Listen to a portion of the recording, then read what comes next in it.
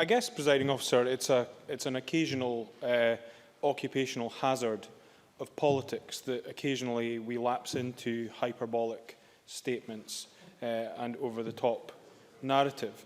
But I have to say, first and foremost, as somebody who's known Ruth Davidson for close on 17 years, I was extremely disappointed in the remarks that she made in the press at the weekend.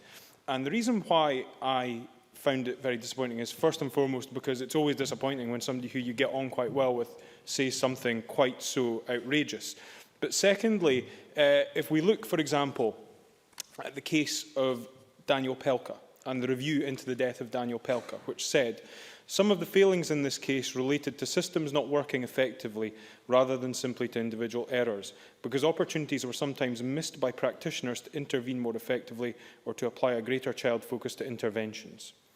And that then led to Anne Houston, the former Chief Executive of Children First, who I think most people in this chamber would accept as somebody who speaks with a great deal of authority on these matters, to state, deaths like Daniel's remind us why the principle behind the named person in the Children and Young People Bill is a sound one, as it aims to prevent children slipping through the net. Now, nobody in this chamber, in any way, shape or form, would suggest that there is never going to be something happen in the future that you could absolutely categorically legislate to completely prevent a tragedy from occurring. But what you can do is you can legislate to make it less likely, and you can legislate to remove some of the gaps that exist where services don't always communicate effectively, where there isn't always that roundtable approach to ensuring the welfare of children. And I looked at the briefing that was sent to us, and I looked at the organisations who have chosen to write to us and put their organisations' names to a briefing in support of named persons.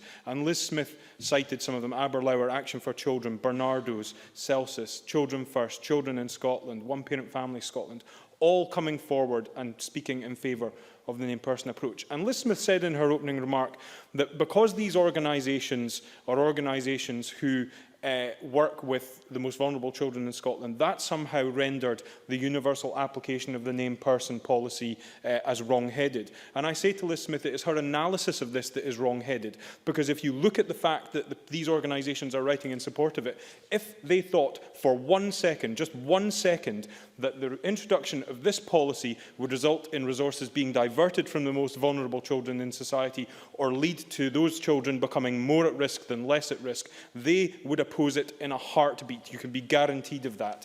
And what it clearly demonstrates by these organisations taking the time to write to us and express their support for the policy is that they recognise the benefits that it will bring, and they understand that the named person policy, the named person policy is about supporting children who, as Bernardo's identify in their briefings to us, in many ways the child most at risk is the one who has not yet been identified as being at risk. I'll take her. Liz Smith. I thank the member for giving way. If it's the case that the Scottish Government is saying that in the vast majority of cases the named person will no longer be necessary, will never be necessary, why do we need them in the first place?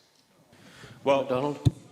If she'd listened to the first 2.5 minutes of my speech, where I outlined the point in relation to the Daniel Pelka case, and which could be equally applied to many other cases of tragic circumstances where there was not the required communication between the relevant organisations, and the supportive remarks from Anne Houston of Children First, she would have known better than to offer me such a specious intervention at this stage of the debate. But to go beyond that, to the nub of this, the reality, and I think it was highlighted in Murdo Fraser's speech, where he spoke of the idea of parents being usurped. Well, I'm a parent. I'm a parent of a child with a disability. I'm a parent of a child without a disability. I see no threat to my role as a parent from the named person policy. Maybe I just have a different view of that from Murdo Fraser.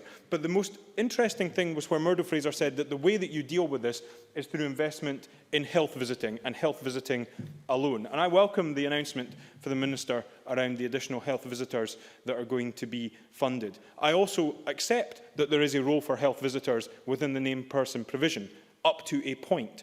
Because the idea that Murdo Fraser is propagating when he speaks about health visitors being the sole solution in all of this is that a child can be identified at risk at the point of birth, and at no point during that child's transition through childhood into adolescence can that child go from not being a child at risk to being a child at risk. There are no circumstances that could lead to that. And that, to me, is fundamentally misguided in taking that approach, because there are a range of external factors that can influence what happens in that child's life. And if the only eggs that you put in the basket are at the very beginning of that child's existence, you run the risk of missing later on. Because it is not so simple as to be able to point to an individual child and say that that child is at risk.